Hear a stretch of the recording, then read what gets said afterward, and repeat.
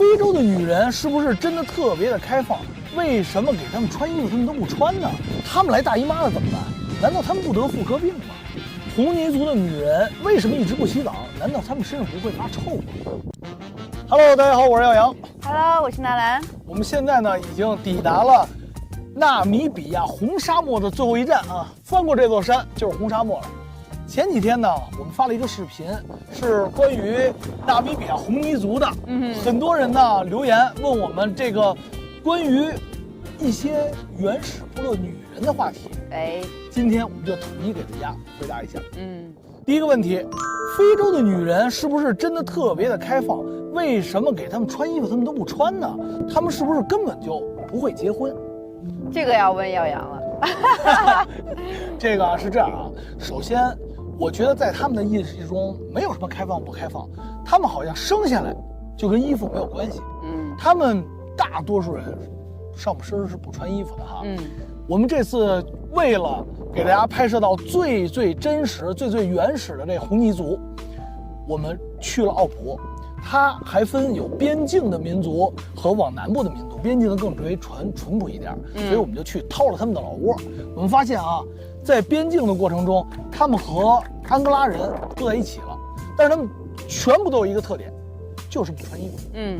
但是他们跟别的民族不一样的是，我给他衣服的时候，他们是拒绝穿的。然后后来我就跟耀阳说，为什么他们会拒绝？因为他们全身涂满了红泥，对于他们来讲就是一种漂亮，对，就是一种骄傲，一种自豪。那你把他的所有的美给他遮住了，他肯定是不愿意的。这个也是我们在拍整个这么多的原始部落里唯一一次遇到给衣服不穿的情况，遭拒绝。而且刚才你说了一点啊，他觉得他身体特别美啊。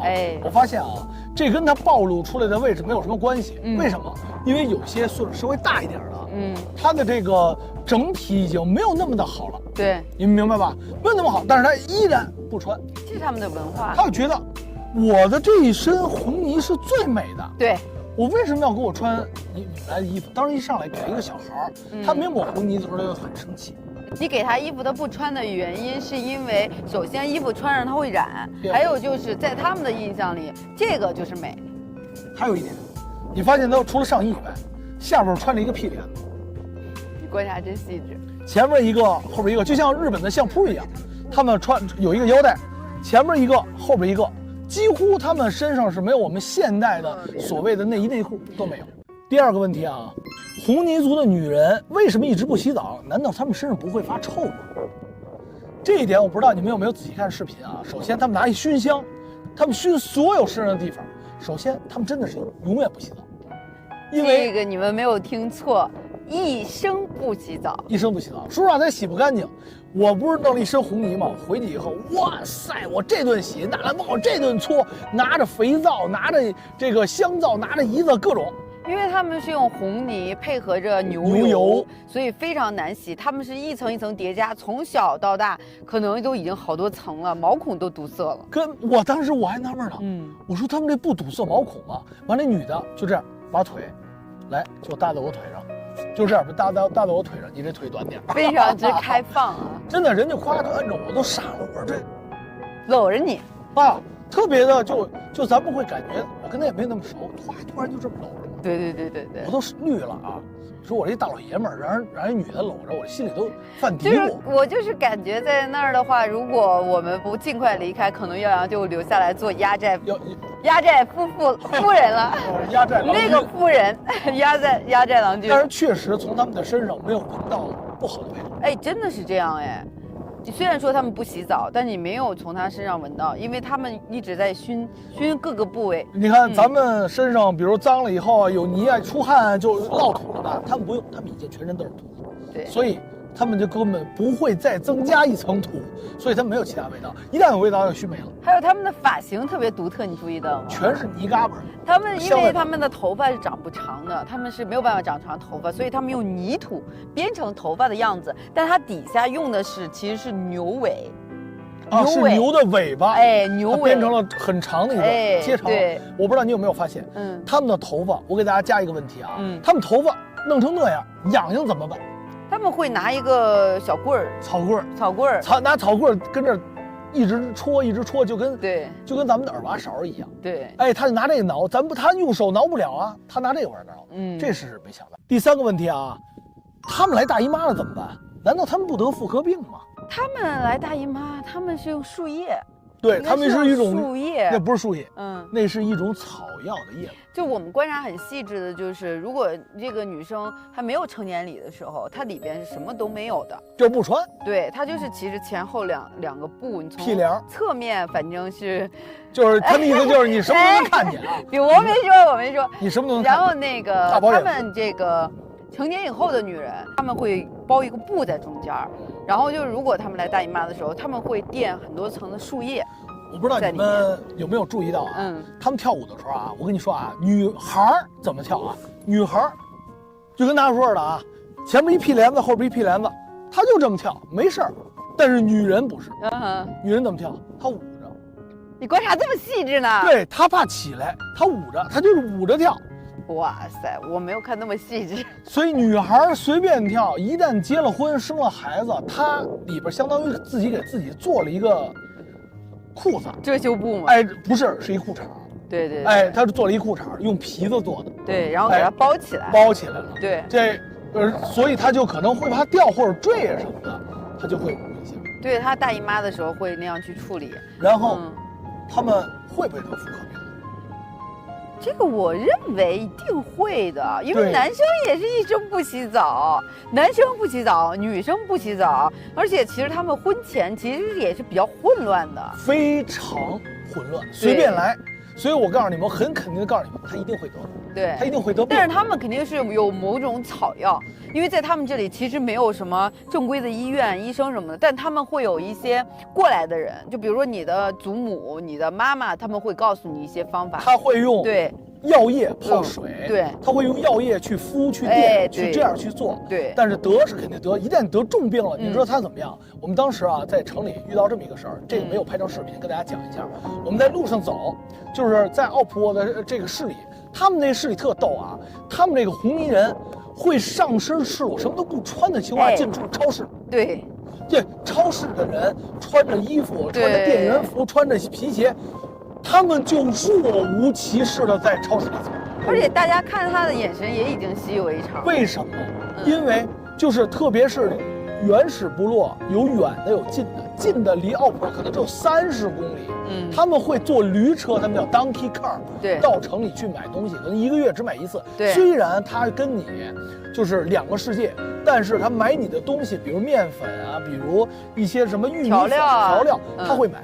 买完了以后，他生活还在那个部落里生活，他在你这儿没有房子，在这里没有钱，但他依然不差买东西，是吧？所以我要跟大家讲的就是，你们看耀阳的视频，真的一定要记录下来，因为这个文明、这个文化，我们相信很快就没有了。因为我觉得这个他们这种格格不入的这种形式，应该是在随着时间的增长，它应该会被迭代掉。没错，现在还很矛盾呢。但你说这个问题的时候，我又滋生一个新的问题。你等一下，下一个问题我还没说完呢。我们遇到一什么？我们遇到一个阿姨，这阿姨特逗，这阿姨干嘛？给我求求我们，求求什么？因为我们不是带着女王的嘛，我们带着女王做翻译。她说求求我们帮帮她。我说怎么了？她说她妈病了，她妈病了，在医院。我说他们还能去医院？因为他们现在跟现代文明已经有非常强大的冲突了，他们知道去医院了，但是他没有钱，怎么办？他把一身的东西卖了，就是脖子、头饰。他妈带了一辈子，带了60、70年的东西，因为我不知道他妈多大啊，说卖给我们。刚开始我觉得是个骗子，我觉得估计他可能是个骗子，但是我感觉好像他不是骗子，这东西真是好多年以前他告诉我他妈就在医院，需要的钱真不多，我们就给买了。对于我们来讲，我们可能落下了一份回忆，对于他来说也是帮了他一个忙。这是他们很厉害的一点，他们是女生都会做自己的首饰，他们是从小到大做一身的一个首饰，对，所以你们可以看到在视频里面，他们每一个首饰都不一样。然后我们相当于就是间接的就帮助了他，让他妈妈可以看到病。这个就是我刚才想问你的问题，就是大家肯定说到这儿，大家很好奇，他们能去超市买东西，他们钱从哪儿来？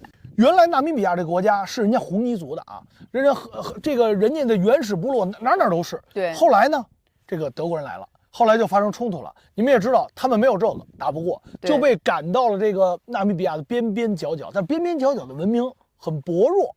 现在呢，就是他们很难生存，那怎么办呢？首先是这样，政府为了保护这个原住民，就像美国保护印第安人差不多，他会给老人1个月一点点钱，一点点200-300块钱。但年轻人没有钱怎么办？养牛养羊。好，第4个啊，据说这些部落的女人都特别喜欢外国人，外国人甚至可以留下过夜，到底是不是真的？你们还别说啊，还真是真的。就是很多的这种原始部落，他们刚刚接触到外边世界的时候，刚开始他们害怕，是吧？但后来慢慢的，他们是觉得，你们厉害，你们越来越先进，你们的这个人就特别好看，特别是女人在部落里属于附属品。因为都是男人为主，女人为辅的时候，这个时候他们，比如外国的男的来了，他觉得那外国男的更强，他们有汽车，甚至他们有好多我们没见过的东西，女人不强，他就特别想，跟你套个近乎，跟你什么，在红泥多你们看到了啊，我跟这坐着，一个女的给我抹红泥，另外一女的给我套近乎，腿就搭过来了，勾肩搭了背了，就是我发现啊，就是特别是那个女孩。就是还有你们没见过的，就是经常开始摸我头发，蛋这儿，抠那儿，我就说啊，那来是真大了。这不是你是怎么想的？我管得了吗？我打得过他们呀？还是我能留下来呀？主要他是打不过他们，真的。那些女的我发现，真的特别是不是想让我留下过夜了？真的，给我吓得我说真的。所以。你们也看到了，但是耀阳在这里也看上一个女孩，没有，这是他的秘密，没有。最后一个，为什么不把原始部落的人带到现代社会里？他们来了以后，是不是我们的视频应该流量非常的大？没错。但是啊，第一个，我们探秘的这些所有的事情，不是完全为了流量，是因为我怕它消失了，过不了多长时间，它要真的消失了，我们就看不到了。这是第一个。第二个。我们不能打扰别人的生活，我们看到了很多他们原始的行为、原始的文化，就是原始的，包括他们的住宿环境、他们的饮食，都非常的原始。我们可以把它带到现代社会里，有强烈反差。我觉得也是，我们是自媒体，而流量一定会很大。但是这样的话，他们回不去了，他们回去还幸福。当他们看到外界环境是一个这么现代化，是一个能拿钱或者是随便能买、能玩、能看到不一样的东西，他们还幸福。他们本来是一个安居乐业的状态，无论是打猎的，还是说放羊的、畜牧的。我们在埃塞俄比亚、在博茨瓦纳、在纳米比亚看到这些原始部落的人，其实他们很开心。我觉得他们比我们在城市里的人生活的要开心得多。对，没有压力，他们也不知道外面是什么样的一个情况，就是满足于当下。我觉得这个是我们城里人啊，包括一些大城市啊，见过世面的一些人其实是仅仅就是缺少的一个部分，一个纯真的一个地带。对，我们平时的生活压力太大了，其实我们想要的往往就是那些对于他们来说唾手可得的东西，但是对于我们来说反而是成奢侈品了，因为我们的欲望太大了，所以就变成这样。所以我觉得呢，最好的方式是以最真实的镜头去记录他们的生活，我们只做一个记录者就好了，我们不要打扰别人的生活，这样可能他们会更幸福一点，可能他们的文化还能留存时间更长一点。其实我们有的时候也很矛盾，让他们了解世界呢，还是让他们永远停留在原始？他们有自己的选择。对，我觉得这个就其实有自己的选择，他们其实选择这样的环境，就选择了一种避世的一种方式。对，他们喜欢，可能我们看起来很辛苦的一种生活方式，但是其实他们是开心的，这个就够了。所以你们觉得耀阳和纳兰的选择对吗？